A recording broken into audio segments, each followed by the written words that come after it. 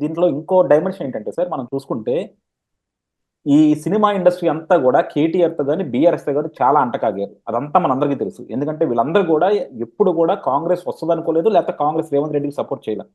అలాగే కాంగ్రెస్ వచ్చినాక కూడా వీళ్ళకి ఏంటంటే ఎక్కడో కేటీఆర్ మీద ఉన్న ప్రేమ.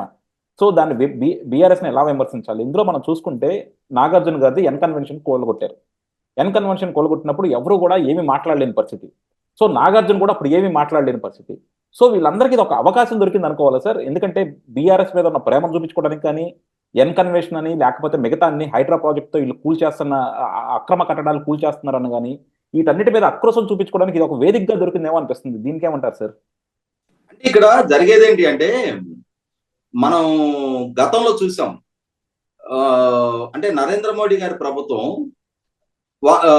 పదవి బాధ్యతలు చేపట్టిన తర్వాత బాలీవుడ్ నుంచి అలాగే జాతీయ స్థాయిలో కొంతమంది కళాకారులు, కొన్ని వర్గాల అంటే నిపుణులు ప్రభుత్వాల నుంచి వాళ్ళకి దక్కిన అవార్డుల్ని రిటర్న్ చేయడం అనేది ఒక ట్రెండ్ మొదలు పెట్టారు ఒక టైంలో. అంటే నరేంద్ర మోడీ గారి పట్ల వ్యతిరేక భావంతో.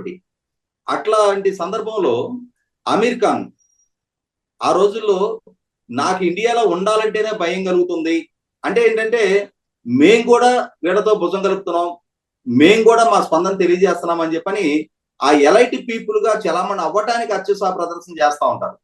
మరి అప్పటి నుంచి ఇప్పటికీ అమెరికాన్ ఇండియాలోనే ఉన్నాడే, అమెరికాన్ కుటుంబానికి ఏం ప్రాణానికి ఏం ముప్పు రాలేదే, అమెరికాన్ భార్య విదేశాలకు వెళ్ళిపోదాం మనము అని చెప్పని ఆందోళన చేస్తే నిద్ర కూడా పోవట్లేదని చెప్పని భయాన్ని వెలుపుచ్చిన అమెరికాను అప్పటి నుంచి ఇప్పటికీ ఇండియాలోనే కొనసాగుతూనే ఉన్నాడు కదా. సినిమాలు చేసుకుంటానే ఉన్నాడు, కోట్లు కోట్లు సంపాదించుకుంటానే ఉన్నాడు, అతని ప్రాణాలకు వచ్చిన ముప్పేం లేదు. కానీ ఏంటంటే ఇది ఒక ఫ్యాషన్, ఒక ట్రెండ్. అంటే నలుగురు మద్దతు తెలుపుతా ఉన్నారు కాబట్టి ఆ నలుగురితో పాటు మనం కూడా ఇక్కడ ట్వీట్ వేయకపోతే మనం వెనకబడిపోతామేమో అని చెప్పనే ఒక అత్యుత్సాహ ప్రదర్శన. అంతే తప్ప నిజంగా బాధితులుగా మారిన అందరి పక్షాన అదే సంఘటిత శక్తిని ప్రదర్శించగలిగే ధైర్యం, అటువంటి చిత్తశుద్ధి, అటువంటి నిజాయితీ ఉంటే నేను ఇందాక ప్రస్తావించినట్టుగానే రామ్ విషయంలో స్పందించాలి, నాని విషయంలో స్పందించాలి, పవన్ కళ్యాణ్ గారి విషయంలో స్పందించాలి, భువనేశ్వర్ గారి విషయంలో స్పందించాలి, బ్రాహ్మణి విషయంలో కూడా స్పందించాలి. వాళ్ళు సినిమా ఇండస్ట్రీకి సంబంధించిన కుటుంబ సభ్యులే కదా.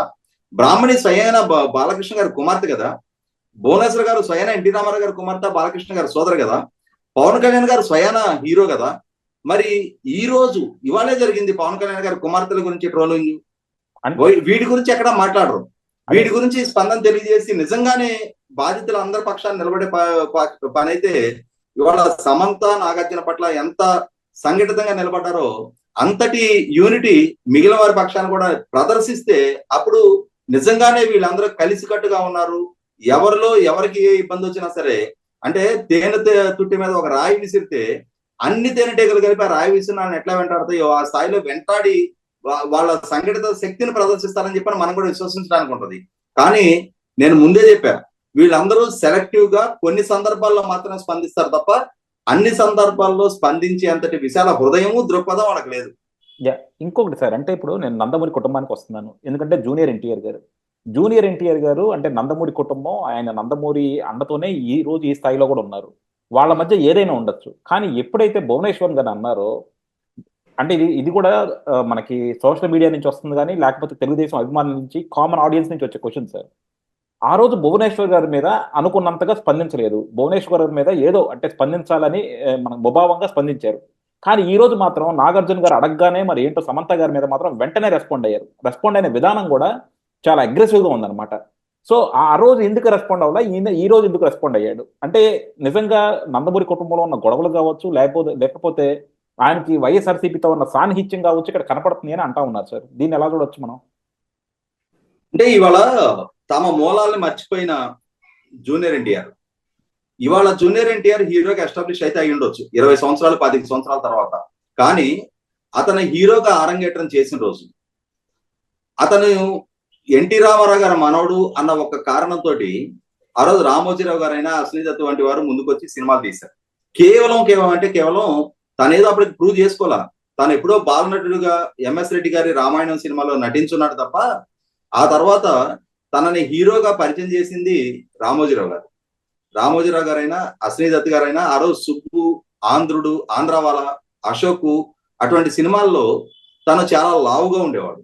అయినా సరే ఆ సినిమాలకు ఓపెనింగ్స్ వచ్చాయి అని అంటే ఎన్టీ రామారావు గారి మనవడుగా మొట్టమొదటగా ఎన్టీ రామారావు గారి అభిమానులు, తెలుగుదేశం పార్టీ శ్రేణులు తను ఓన్ చేసుకోబట్టే ఆ సినిమాలకు ఓపెనింగ్స్ వచ్చాయి.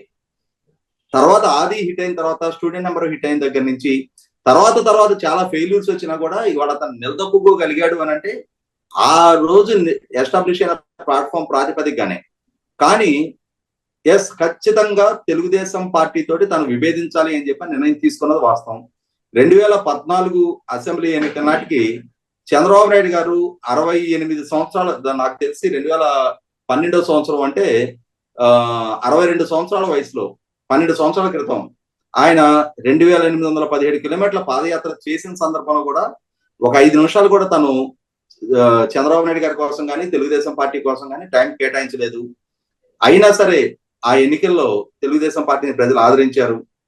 తర్వాత మీరు ప్రస్తావించిన భువనేశ్వర్ గారి అంశం ఒకటే కాదు, జగన్మోహన్ రెడ్డి ద్వారా ఎన్టీ రామారావు గారి ద్వారా ఎస్టాబ్లిష్ చేయబడ్డ హెల్త్ యూనివర్సిటీకి ఎన్టీ రామారావు గారి మరణం తర్వాత వారి పేరు పెడితే దాదాపుగా 1998లో పెట్టిన పేరుని 2023 సంవత్సరంలో 25 సంవత్సరాల తర్వాత జగన్మోహన్ రెడ్డి గారు హెల్త్ యూనివర్సిటీకి ఎన్టీ రామారావు గారి పేరు తీసేసి వైఎస్ రాజశేఖర రెడ్డి గారి పేరు పెట్టిన సందర్భంలో కూడా, అంటే ఆఖరికి వైసీపీ పార్టీలో అధికార భాషా సంఘ అధ్యక్షుడిగా ఉన్న యార్లగడ్డ లక్ష్మీప్రసాద్ గారు ఆ పదవికి రాజీనామా చేశారు. కానీ జూనియర్ ఎన్టీఆర్ స్పందన చూసాం మనం. వైఎస్ రాజశేఖర రెడ్డిని, ఎన్టీ రామారావు గారిని పోల్చి చూపిస్తా ట్వీట్ పెట్టి విమర్శలు మరింతగా పోగు చేసుకున్నాడు.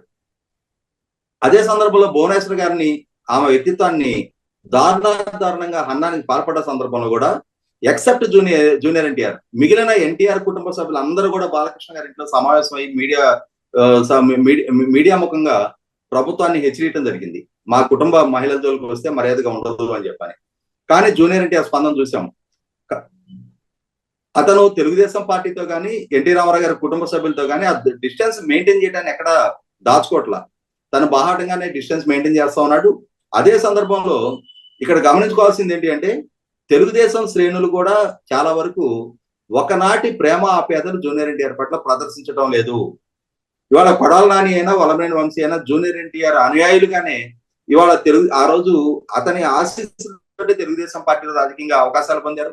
తర్వాత వాళ్ళు వైసీపీ పక్షాన్ని చేరి ఎంతగా తెలుగుదేశం వారిని టార్గెట్ చేశారు, బాలకృష్ణ గారిని, భువనేశ్వర్ గారిని, పురంధరేశ్వర్ గారిని ఎంతగా కొడాల నాని దూషించాడు అనేది కూడా ఇవాళ ప్రతి ఎన్టీఆర్ అభిమానికి కళ్ళ ముందు ఉంది.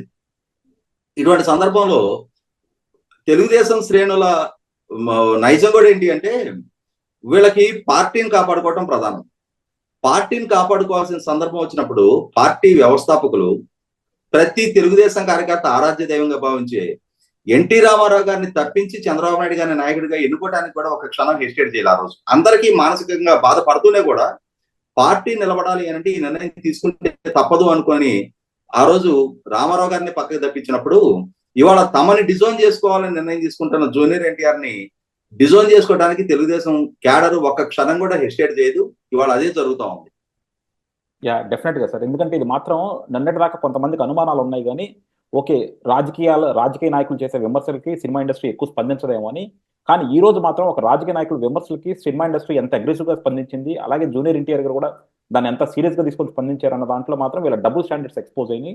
మీరు అన్నట్టు ఏంటంటే వీళ్ళు చాలా సెలెక్టివ్ గా రెస్పాండ్ అవుతున్నారు. సో అది మిగతా ప్రజలు కూడా అది అబ్జర్వ్ చేస్తున్నారు. సో డెఫినెట్ గా ఇది మాత్రం ఖండించాల్సిన విషయమే. ఎందుకంటే ఆ విమర్శలు ఖండిస్తాం, కొండా సురేఖ్ గారు చేసిన విమర్శలు ఖండిస్తాం, అలాగే వీళ్ళు చూపిస్తున్న రెస్పాన్స్ ని కూడా, ఈ బయాస్ రెస్పాన్స్ ని కూడా ఖండిస్తున్నాం sir. Thank you very much sir.